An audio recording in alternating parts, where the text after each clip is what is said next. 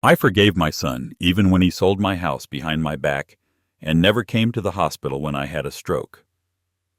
My name is Arthur Hale. I am 68 years old, a retired carpenter and widower, and last spring I forgave my son after he tried to sell my house behind my back during my stroke. I worked with my hands for 45 years. I started as a framer, then ran crews, then finished my time as a job site foreman who signed off on the sort of small, stubborn details that keep a roof from complaining in February. The work gave me a straight back and a left thumb with a scar that remembers a careless chisel. It gave me a house I built with my wife and a habit of checking a door twice before I sleep. I married young and well. My wife sewed a blue quilt that still waits on the couch for cold evenings and company. She lined our pantry with jars she taught me to test by sound and feel. When she grew ill, I learned a different kind of steadiness. Before she died, she asked me to keep feeding the family and to keep my ring on. I promised both, and I have kept both. Before we continue, please subscribe to the channel and write in the comments what time it is where you are now. Our house is a small craftsman with a front porch that sits just far enough from the street that neighbors wave without feeling obliged to stop. Out back, there is an apple tree I planted the week we signed the mortgage. It leans a little to the west. Children have stood on the first branch with skinned knees and wide eyes for 3 generations now. When the wind comes from the right direction, the leaves sound like a slow applause. My son is Daniel.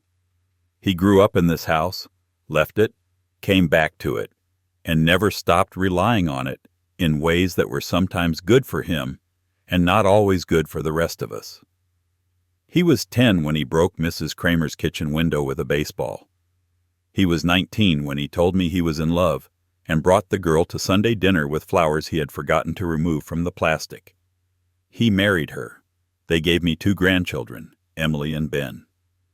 Emily is 11 and notices everything, including the way the living room floor creaks near the window. Ben is 7 and insists on climbing the apple tree every visit, even when the fruit is not ready and the bark feels too warm to hold. Their mother does right by them. They know where the blue plates are kept and how to set the table without being asked. They tape their drawings to my refrigerator and put stickers on the step stool, like it is a piece of playground equipment. We have lived here long enough to be part of other people's routines. Mrs. Patel, 2 doors down, brings me a container of rice and chickpeas when the weather changes, or when she does not know what else to do. She carries a camera in her pocket and prints photographs on a small machine that hums like a polite bee. Once she caught a red-tailed hawk on my railing. She brought me the picture with a note that said, "For your porch." She is the kind of neighbor who has a folder of moments that matter. I keep the old documents where I have always kept them, in a drawer that sticks if you pull it wrong. The spare keys live in a metal box by the back door with screws, pencils worn to stubs, and the church program from my wife's memorial. On the highest closet shelf there is a tin of photographs that can turn an ordinary afternoon into a long conversation. Daniel on a tricycle with jam on his face, my wife holding a cake, a snapshot of me kneeling beside the apple tree while a toddler pretends a shovel is a sword. Sundays are our anchor. I make a roast the way my wife did. We use the plates with the blue rims because she said a table can hold more than food. I set an extra fork at the end for whoever surprises us. Sometimes that person is a neighbor. Sometimes it is no one, and the fork waits without complaint. This is who I am and who we are. A man whose life shows in his hands, a family threaded through a house that remembers us, a neighborhood that knows our porch in every season.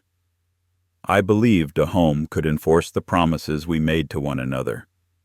I learned, not long ago, how quickly a promise can be turned into paper and how necessary it is to let forgiveness arrive only after the hammer falls.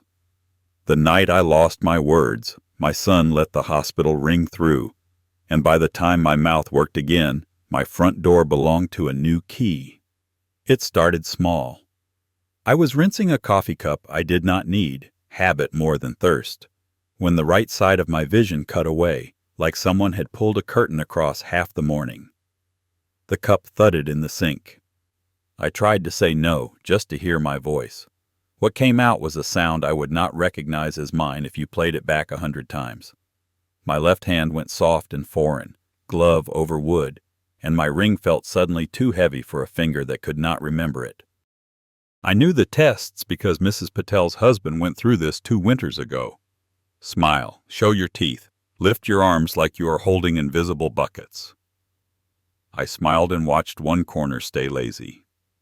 I raised the invisible bucket with my right hand and discovered the left had been nailed to the floor. I said help, and it sounded like I was underwater. I do not know what made me reach for the phone, fear or practice. My thumb still worked. I hit the 3 numbers. The dispatcher's voice was calm and young. I could not tell her my address without swallowing silence between every other word. I put the phone down, opened the back door, and hit the wind chimes with my elbow on purpose because I wanted someone to hear there was a problem. Mrs. Patel heard. The paramedics heard. They filled the kitchen with a clipped kind of kindness and the clean smell of gauze. One of them said, "Arthur?" Squeeze my hands. I squeezed with one and stared at the other, as if staring could make it remember its job. They asked me my name, and I said, "Arp," and then the rest fell off the table. They loaded me carefully, and the ceiling of the ambulance turned into a station clock I could not read.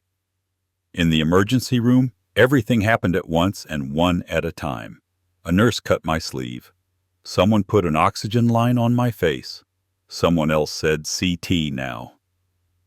A doctor with eyes that had not slept enough leaned down so I could see only her and said my name 3 times, like it was a rope she could throw. "Arthur, this looks like a stroke. We can give a medicine that might break the clot. There are risks, bleeding, confusion." "We do not have a lot of time," I wanted to say, "call my son." What I said was, "See, son." She understood anyway. A social worker with a clipboard started dialing my phone for me because I could not keep my fingers honest. The call rang and rang. The nurse pressed her lips together in a way I recognized from people who have seen this before. They asked if there was anyone else. I said Patel and pointed with my eyes. They called her.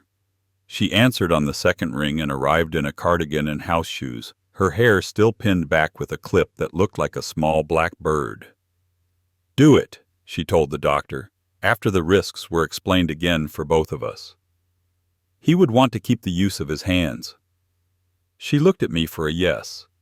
I found one, small, but there. I signed with my right hand, big letters I could not keep straight. My left hand lay on the sheet like it belonged to a stranger who had fallen asleep in the wrong bed. The medicine burned, then cooled. The world snapped between too loud and far away. I kept listening for my son's voice. In place of it were beeps and soft shoes and the low drone of a television behind a curtain that talked about rain in a city I did not live in. They moved me upstairs to the stroke unit. A nurse showed me a whiteboard with my name and the date written carefully in a block hand and a list of goals. Swallow test, physical therapy in the morning, call family. "We will keep trying your son," she said. I nodded like I could keep the disappointment polite. In the long hours before morning, the ceiling tiles made small maps I tried to follow with my eyes. I thought about my wife's instructions: keep them fed, keep the door open, keep your ring on, and the way my mouth would not shape the words to promise anything out loud. Somewhere around 3, I dreamt I was trying to lift the first beam when we built the porch, and every time I got it level, it slid an inch to the left and pinned my hand. The next day, the social worker documented 3 more attempts to reach Daniel. She left him a message that said, "Your father has had a stroke," and another that said, "We need a next of kin to be present to review post-acute care." No answer. My phone finally lit up late that afternoon with his name. The text had 2 words: busy. Later, as if busy and later were bandages you could lay over a brain. I typed back slowly with my good thumb. Each letter a nail I had to aim for twice. Hospital. Stroke. The bubbles appeared like he was answering, then disappeared. Nothing else came. The second night, Mrs. Patel brought me a picture of my porch printed on glossy paper. "To keep you company," she said. She tried to smile. "He will come tomorrow," she added, because she is the kind of woman who gives hope a plate even when it has not arrived. She sat in the chair and told me what the apple tree looked like in the afternoon, leaves like a slow applause, so I could hold the sound in my head. On the morning of day 3, a therapist with kind eyes tried to teach my left leg to remember stairs by practicing with a simulation step. My blood pressure kept reminding people I was not a young man. The hospital called Daniel again from my room phone, so I could hear it ring. "Sometimes that helps people answer," the nurse said. It went to voicemail. They called his workplace and were told he was out. They asked if there was a spouse. There was, but she was no longer my son's. They called her anyway. She answered between drop-offs. "I can bring the kids after school," she said. "I cannot stay." I do not want them to be afraid of hospitals. The nurse nodded and circled a time. At noon, my phone buzzed with a second text from Daniel. "How are you feeling?" No punctuation. No name for me in it. I looked at it until the letters blurred. I started to type, and my hand shook hard enough that I almost dropped the phone. I erased the first things that came to mind and wrote "alive." It took me a full minute to hit send. He did not ask which hospital. He did not ask for a room number. He sent a small thumbs-up icon that landed like a lid on a pot. That afternoon, a case manager talked to me about discharge plans, rehabilitation, home health, the possibility that I would need rails on the bathtub and a chair in the shower. "Do you have someone who can check on you daily?" she asked. I pictured my son stepping over his own promises like they were cracks in a sidewalk he had learned to ignore. I pictured Emily's careful hands setting the blue plates. I pictured Ben on the lowest limb of the apple tree, stubborn and sure. "I have a neighbor," I said, "and I have grandchildren who need me to get back to the kitchen table." In the quiet between checks, I dialed Daniel myself. He did not answer. I left a message that took everything out of me to make simple. "I am in the hospital. I had a stroke. If you can come, come. If you cannot, do not tell me why I hung up before I could hear my own voice fall apart." He did not come that day. He did not come the next. On the evening of the second day, a volunteer walked by with a cart of paperbacks and mints. He asked if I needed anything. "A locksmith," I almost said, without knowing yet how true that would be. I asked for water instead. He poured it slowly, the way you do for someone who might spill, and left the cup where my right hand could find it. By the third morning, the swelling in my words had gone down enough that I could talk without sounding like my mouth was full of stones. I looked at my hands. The right one was steady. The left one still felt like a glove filled with sand. That was when Mrs. Patel, who had stepped into the hallway to answer a call, came back in with her face arranged the way people arrange their faces when they are carrying something that will hurt. "I need to show you something," she said, taking out her phone. It was a photo. My porch, a blue banner in the corner, strangers smiling in my doorway, a description that used the phrase "motivated seller." The listing had gone live the day before. I stared until the edges went dark. The worst part was not the photo. It was realizing that my son had not only missed the call, he had used the silence to make a different kind of noise. I felt it then, not the pain in my head, not the weakness in my hand, but the weight of understanding that I would have to protect the future from my own child while I learned how to button a shirt with one good thumb. The nurse came in to check my vitals and found me sitting straighter than I had since I arrived. "Good," she said, thinking she meant my posture. She did not know I had just decided on something else, that what happened next would not rest on the soft parts of me Daniel had learned to press. It would rest on the kind of hammer only a judge can lift. And still, even with that decision, my phone stayed quiet. No son at the door, no voice in the hall, just my name on a whiteboard and a chart that said stable, while the rest of my life was not. The house is not only where I live, It is the last place my wife's voice knows how to find me. The front step still remembers the weight of her Sunday shoes. The kitchen paint holds a faint line where she once leaned with a spoon in her hand and said, "Taste this and tell me the truth." The pantry shelves creak when I set down a jar because I built them from boards left over from the porch, and I can tell by the sound which shelf needs tightening before winter. At night, when I turn off the lamp, the living room settles in a way I can hear in my bones. 2 small clicks from the register, 1 long sigh from the old couch, and I know I am exactly where I'm supposed to be. I kept a hammer in the drawer by the phone for 30 years, not because I needed it often, but because I liked knowing it was near. My wife's quilting basket still sits under the window with a pair of scissors that cut more thread than paper. The apple tree out back leans the way it leans because I tied it wrong the first year and then decided to let it keep its opinion. When the wind blows from the west, the leaves applaud whatever you are brave enough to attempt.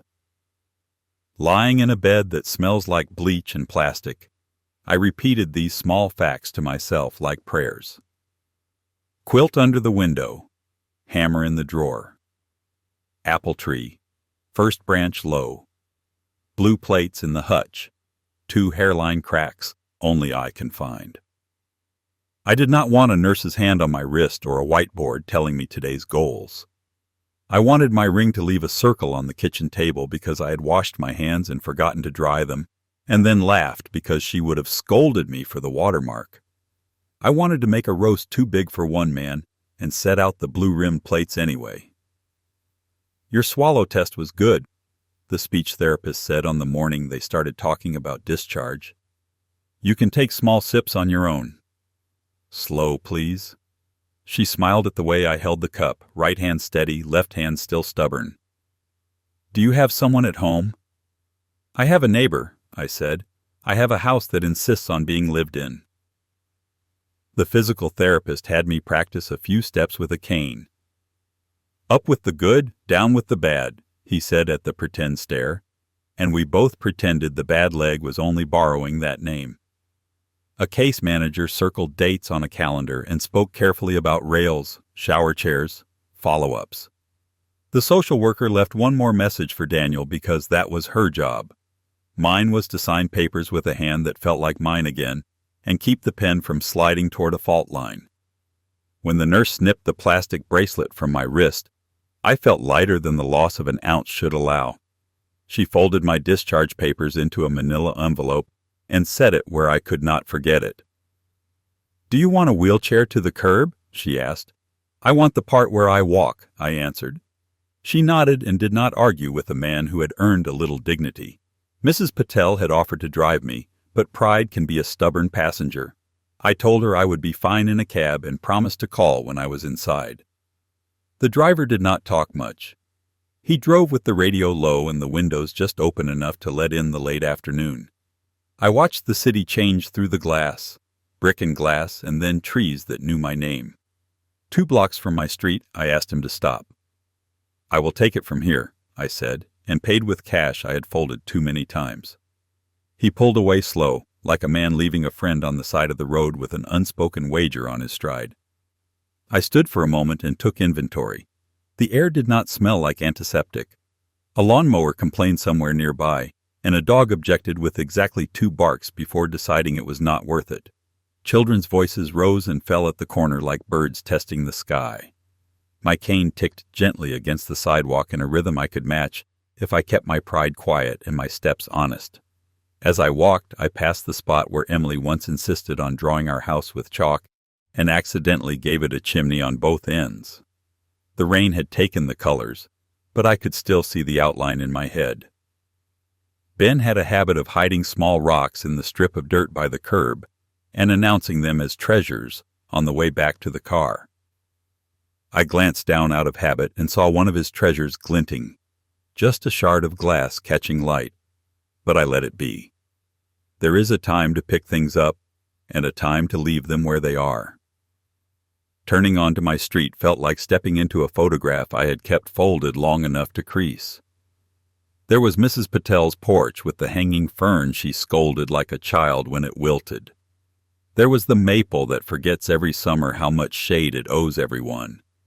There was my railing at the head of my walk, catching the late sun and holding it steady like it was something useful I could take inside. I smiled, despite the cane and the ache and the quiet tired that rides home from the hospital even when you are supposed to feel victorious. I pictured the front door opening with a familiar hinge complaint I had never fixed on purpose because I like to hear who was coming and going. I pictured the smell of dust that gathers when a place has been waiting and the quick breath a house takes when someone steps inside after too many days away. I reached the end of my walkway and put my hand on the rail. The metal held the day's warmth. I stood there a second longer than I needed to because sometimes you thank a thing that has been waiting for you by touching it and letting it know you are back. Then I looked up. Where the rose bushes had been, there was a rectangle of raw dirt. The brass on the lock was a shade I had not chosen. In the yard, a small sign with a plastic smile leaned a little to the left. Under contract. For a heartbeat, the words did not mean anything. They were shapes on a board in my yard that ought to have been telling me about a yard sale or a school fundraiser. The next heartbeat hurt. It carried the whole truth at once. Not only the listing Mrs. Patel had told me about while I lay under hospital lights, but the speed of it, the nerve of it, the way a son can take a door that has never been closed to him and sell its hinges while his father is learning how to make his mouth say his own name. I reached for the key I had carried for decades. It met a lock that looked back at me without recognition. I tried it anyway, because muscle memory believes in miracles. The key turned half and stopped. The cane ticked once against the step when I took a breath I did not trust. The house was quiet, but not the quiet of a place resting. It was the quiet of a room after something has been said that cannot be taken back. I stood with my hand on the doorframe I had planned myself and felt the grain like braille. I closed my fingers around it to keep from shaking and told myself two truths at once. I wanted more than anything to be inside, and I was not going to force my way into my own home like a stranger. Across the street, Mrs. Patel opened her door and stepped out with a container in her hands. She saw the sign. She saw my face. She did not say my name loudly because she knows what echoes do on bad days. She came down her steps and held out the container and, behind it, a stack of printed pages. "Do not get upset," she said gently, knowing it was too late. "Come inside. Bring your hands. We will make the next calls from my table." I looked back at the house once more, the way a man looks at someone he loves just before he has to do what love requires. Then I turned, took the weight off the bad leg the way the therapist had taught me, and followed her toward a kitchen that smelled like cumin and the promise that I was not done yet. Mrs. Patel's kitchen has the kind of table that has already seen bad news and knows how to hold it. She slid the container of rice and chickpeas toward me, then the stack of pages. The top one was the open house flyer, my porch under a cheerful banner, strangers standing where my wife used to water the geraniums. "Eat first," she said. "I will eat after I put my hands to work," I answered. My right hand was steady. My left was along for the ride. Before I picked up the phone, I was already determined. You would not believe how devastating my revenge would be. I called Daniel. Straight to voicemail. I left a message a carpenter could cut square. Stop whatever you started. This house is not yours to sell. Call me. I sent the same in a text, so there would be a record. 2 sentences a court could read later without needing my voice. Then I called the number on the flyer. A woman answered with her smile already in her tone. I gave my name and the address. I told her I was the owner of the house she had listed and that no one had my permission to sell it. "I have a signed listing agreement," she said, smoothing her voice like a wrinkle in a shirt. "From whom?" I asked. "From the owner," she said, after a pause too slow for comfort. "From Daniel Hale." "My name is Arthur Hale," I said, and let the quiet do the work. "Check the deed." My wife and I are the names on it. She is gone. I am not. I asked for her broker's email and gave her Mrs. Patel's because the printer and the scanner on the credenza already looked ready to help. I will send you my driver's license and last year's property tax bill. I will also be calling your broker of record, the multiple listing service, and the title company. You can save everyone a walk to the courthouse by withdrawing the listing now. Her smile left her voice. She asked for a moment to look into it. I told her she had until I finished my next call. The county recorder's office answered on the fourth ring. I spelled my name 3 times and the parcel number once. The clerk could not give legal advice, but she could tell me what she saw. No transfer recorded yet, no new deed, nothing but the noise of a listing that wanted to become a fact. That is something, I said. How do I make sure the noise does not turn into a hammer before I am ready? You talk to an attorney, she said. Then you bring me whatever the attorney gives you with a stamp on it. I called the attorney who had handled our will when my wife was alive. His receptionist recognized my name the way a person recognizes the sound of a screen door they have fixed before. Within 10 minutes, a paralegal was on the line, moving briskly without rushing me. This is what we will do, she said. We will file for an emergency temporary restraining order to stop any transfer. We will file a complaint to start the lawsuit and record a lis pendens to cloud the title so no one can pretend they did not know. We will notify the listing agent and their broker in writing and ask the multiple listing service to suspend the listing. We will alert the title company that any escrow opened on this property involves an unauthorized seller. Do you have someone who can help scan you as the owner? I have a neighbor who runs a house like a newsroom, I said. Mrs. Patel lifted her eyebrows at that and already had the scanner humming. The paralegal emailed forms that appeared like small boats on Mrs. Patel's screen. I signed with my right hand. My signature has always been straight and ordinary. Today it looked like a man who had been on a boat and found the dock again. We attached my identification, the tax bill, and Mrs. Patel's photographs of the flyer and the online listing, which she had captured the instant it went live, because she documents her birds and her neighbors with the same careful eye. The paralegal asked one last question. Would you like us to file an Adult Protective Services report for suspected elder financial exploitation? And do you consent to share your medical discharge paperwork as part of the timeline? Yes, I said. Put every light on that needs to be on. While the forms were on their way across town and into courtrooms I could picture but could not reach, I called the police non-emergency line and asked to make a report. The officer at the desk sounded like a man who had said, "This may be a civil matter too many times," but he listened, and when I said 68 recent stroke, unauthorized listing, spare keys, house of 40 years, his tone changed by a degree that mattered. "Sir, we will take a report," he said. "If there is a forged document, that is criminal. If this is a guardianship or power of attorney issue, the court will sort that part. Can you come down, or do you need an officer to stop by?" "I will come," I said, because there are days when a man needs to put his name in a ledger himself. After I make 2 more calls. I called the title company listed on the flyer. A woman in escrow listened while I laid out the bones of it. "I cannot discuss any file we may or may not have without authorization," she said. "You do not have authorization from me," I answered. "Please note the file, if it exists, with this. The owner of record objects, an emergency restraining order is en route.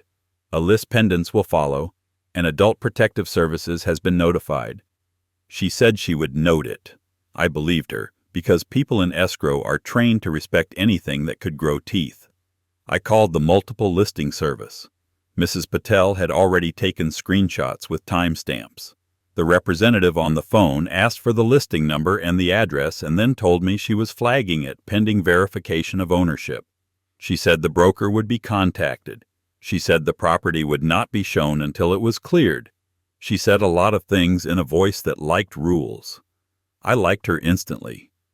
Then I did the hardest, easy thing. I called my former daughter-in-law. "I would like you to know what is happening," I said. I do not want the kids to hear pieces of it. I am taking care of it.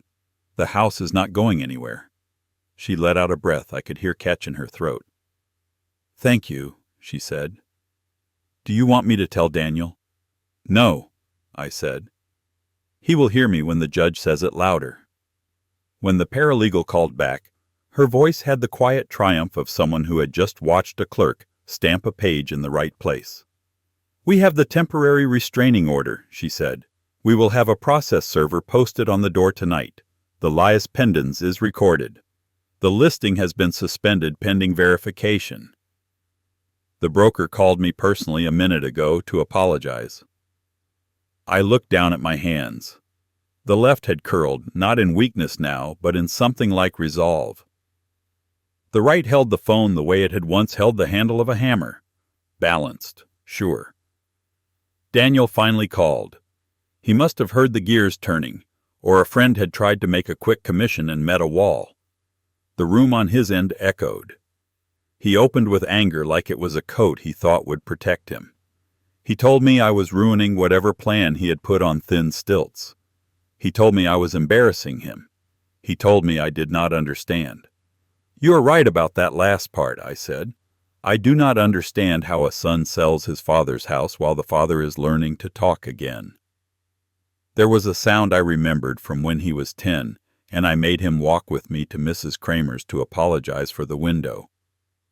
Breathing that cannot decide whether it belongs to a child or a man.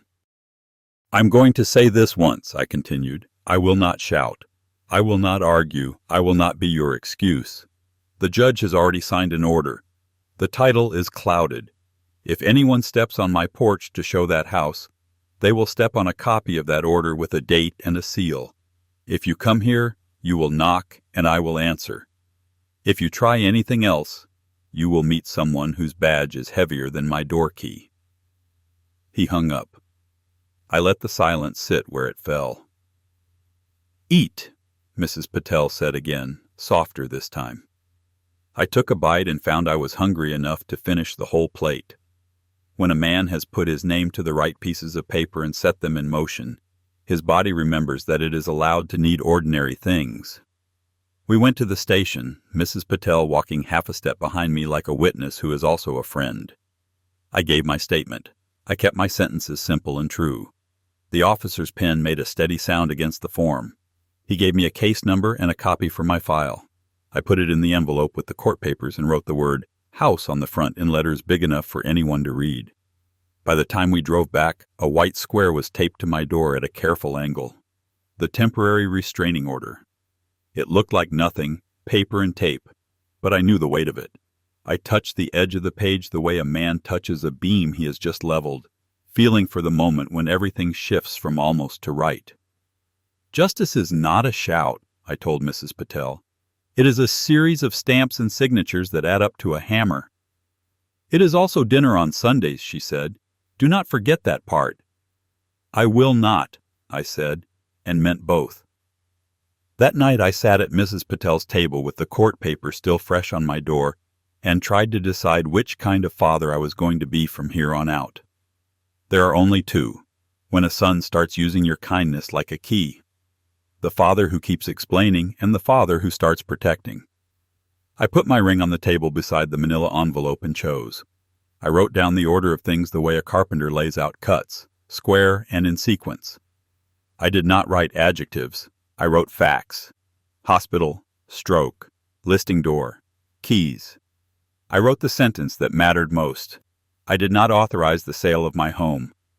When I ran out of ink, Mrs. Patel handed me a better pen without looking up from the scanner. She has a talent for knowing what is missing. Between pages, I kept circling the same questions as if thinking hard enough might sand down the edges of them. Why this way? Why now? I could make a list for him without trying. The debts that call at night. The shame that makes a man hide from the people who would help him. The shortcut that looks like a bridge when you are desperate.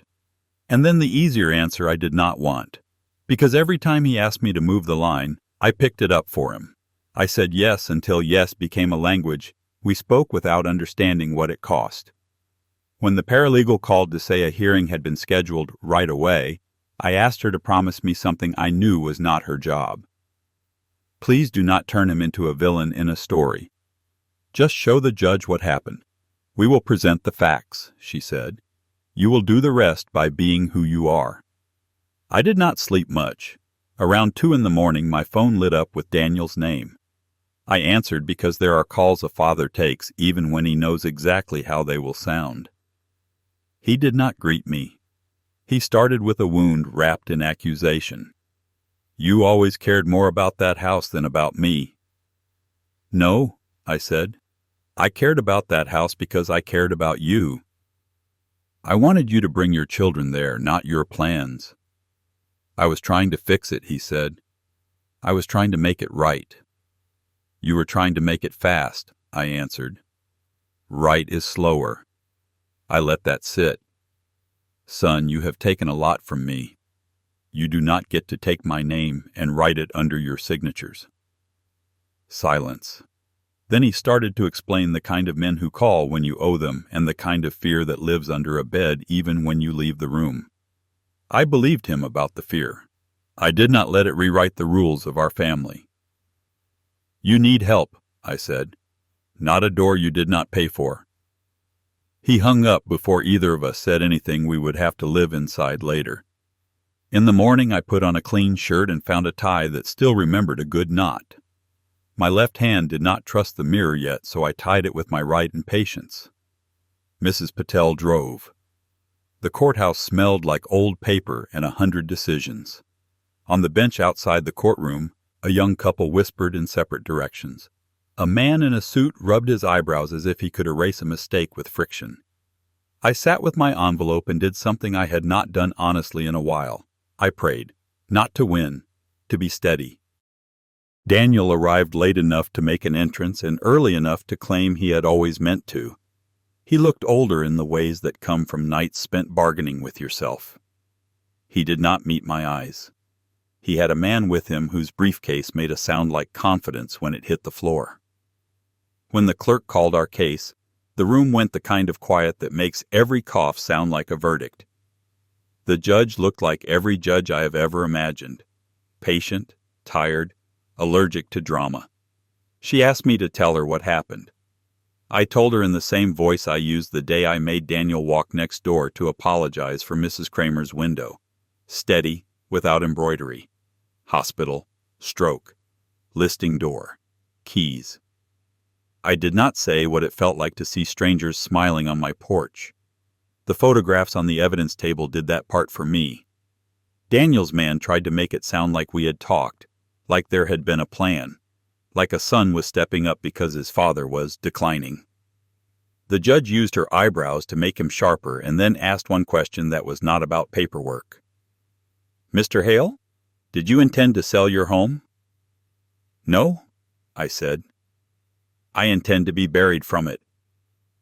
She nodded as if that sentence fit the kind of law that matters even when it is not in a book. She turned to my son. Did you tell anyone you had authority to sell a house you do not own? He started to explain the same fear he had tried out on me at 2 in the morning. She let him finish the first paragraph and then put up a hand that closed the air. Fear is not consent, she said. Not for you. Not for the people you asked to act on your behalf. Not for your father. The order she signed that day was not long. Paper never is as heavy as it feels. But when she said the word for what he had tried, plain, not cruel, it sounded like a nail finding wood. I did not write the word in my head. I wrote the feeling. A hammer landing, a frame settling, a room going square. Outside the courtroom, Daniel stood by the window and stared at the parking lot as if it could tell him what had gone wrong. I walked past him because there are moments when a father does not offer a shoulder. He offers the dignity of not being watched while he tries not to come apart. Back at the house, a man from the brokerage met me on the sidewalk with an apology that was too practiced to be personal but useful anyway. The listing is withdrawn, he said. The buyers have backed out. We are very sorry. Good, I said. Tell your agents to ask for proof next time. We will, he said. and I believed he meant it for the rest of the week. I called the locksmith I trust because he has never tried to sell me anything I did not need. He changed the lock and handed me 2 keys.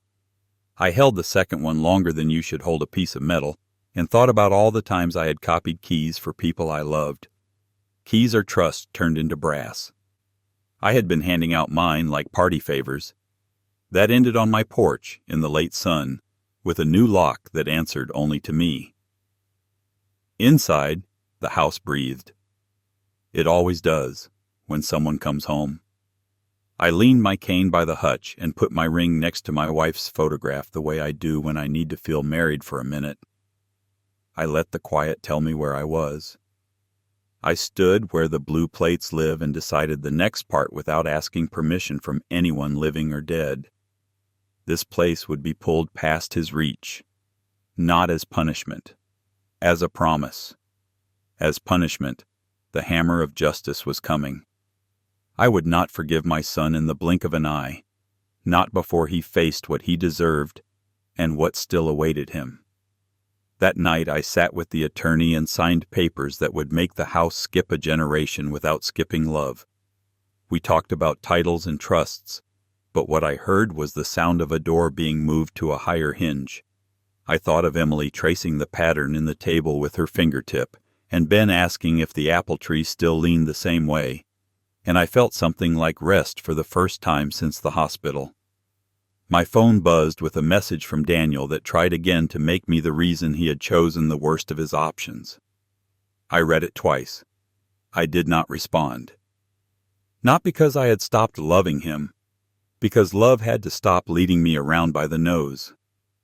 I went to bed early, the manila envelope on the chair like a guard dog. When the house settled, 2 clicks, 1 sigh, I let myself picture the only future that made sense. Sunday dinners, where forgiveness sits at the table but does not touch the money. Grandchildren who climb the tree without learning that an apology is a master key. A son who can come through the door if he learns to knock with clean hands. In the morning, before coffee, I walked out to the porch and checked that the paper with the judge's stamp was still visible through the glass. It was. The tape had held. So had I. 2 days after the order went up on my door, an unknown number called and left a message for Daniel on my phone, the way numbers do when a man has let his details loose in the world. The voice was calm and mean at the same time. It used words like escalate and final notice, as if they were directions on a map. I saved it. Then I called my former daughter-in-law and asked if we could sit down for 15 minutes without the children. She arrived with a folder the color of a bruise. She did not come in far, as if stepping fully into my kitchen might tempt her to take refuge she was trying not to want. She set the folder on the table and pressed her palm flat on top of it like it might run. "I am not here to make you choose sides," she said. "I am here because I do not know how to hold all of this by myself." Inside were envelopes with windows and envelopes without. Some had been opened neatly. Some had been torn by a hand that hoped the angle might change the content. There were statements and urgent reminders, and a letter from the county about child support arrears with a number that made my mouth feel dry. There was a computer printout of something that called itself a merchant cash advance, with a daily debit that looked small until you multiplied it by the days a man has to keep waking up. There were 2 credit cards at 30% that had given up pretending to be helpful. There was a notice from a lender I had never heard of with a logo that looked like a fox. "He started a side job last summer," she said. "Small remodels, fences, decks. He called it Hale Home Services. He posted before and after pictures. He took deposits, and then his back went out and the truck needed brakes and he got behind. He took the advance to catch up. They took the money out every morning before he took a breath. When he missed, they doubled the fee. He tried to fix it with a new card. He tried to turn a weekend into income by betting on games with a friend who said he knew a sure thing. There was no sure thing." She pushed a hospital bill toward me that was not mine. Ladder fall. 10 stitches. No network. He had paid something, not enough.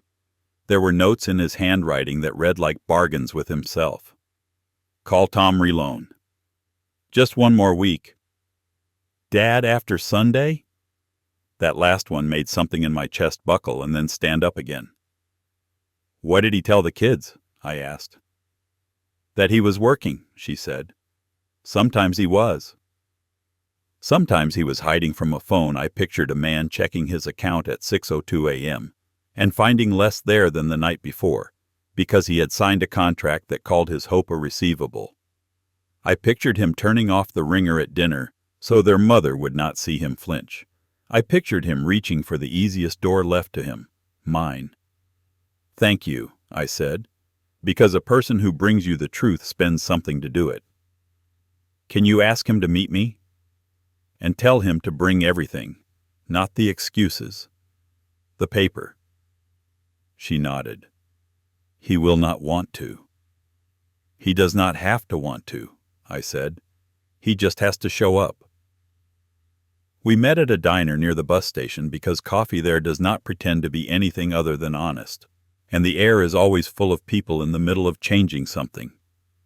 He came in with a shoebox the color of an old winter boot and eyes that had not closed properly in days. He did not look at me first. He looked at the table as if we might grade him on how he set the box down. I did not think you would come, he said. I did not think you would sell my house, I answered. I let that lie in the space between us like a beam we both had to carry. Open it. He slid the lid off and started laying his life on the table in layers. Credit cards. The cash advance agreement with a pickup schedule printed like a train timetable.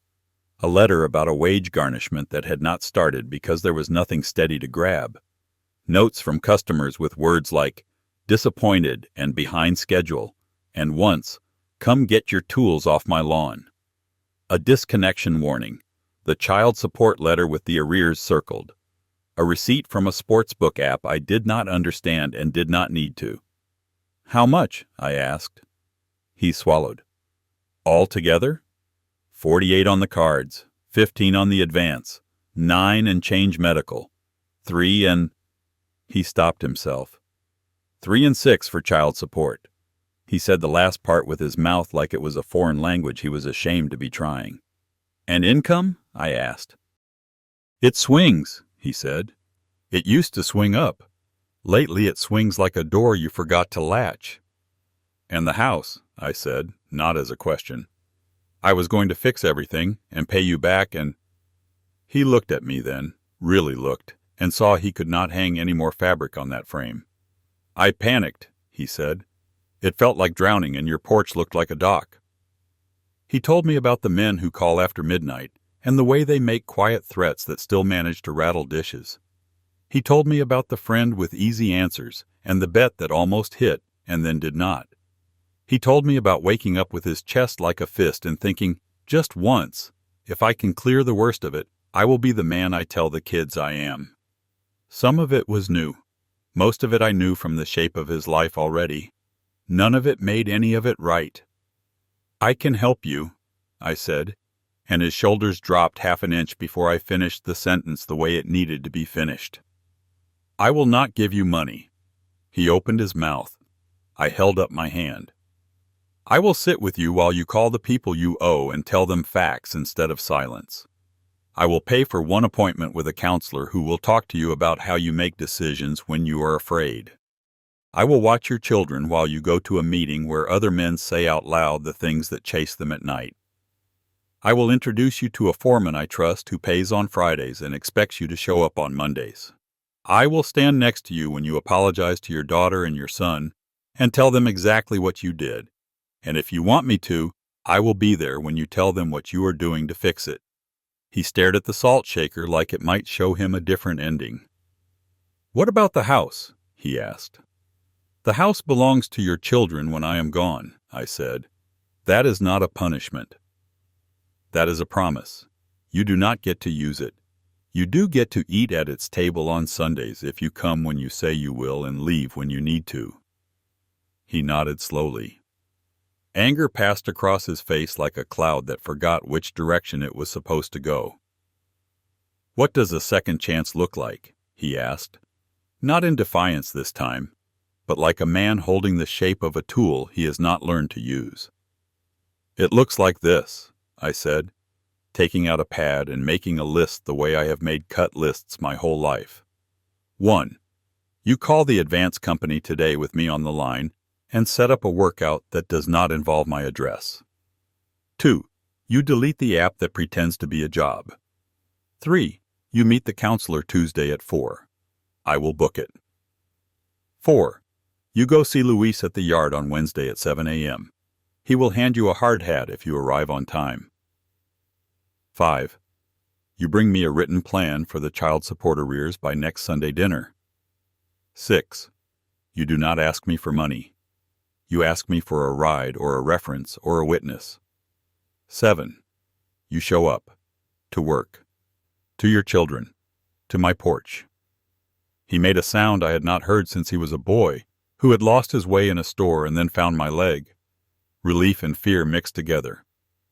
"I do not deserve this," he said. "No," I said, "you do not." That is what makes it a chance and not a transaction. We started then, in the cheap light of the diner, with coffee that tasted like honesty. We called the advance company. He said words he did not want to say to a man who sounded surprised to hear them. "I cannot keep up." "I can pay this much." On these days we called a non-profit credit counselor. I gave my name only to verify that I was his father, not his bank. We called the child support office and asked what it would take to stop the meter from running so fast. We set the appointment with the counselor. When we ran out of calls, we sat quietly. The waitress topped off our cups without asking because she knows better than to break a good silence. Daniel put the shoebox lid back on. He kept his hand on it like a promise.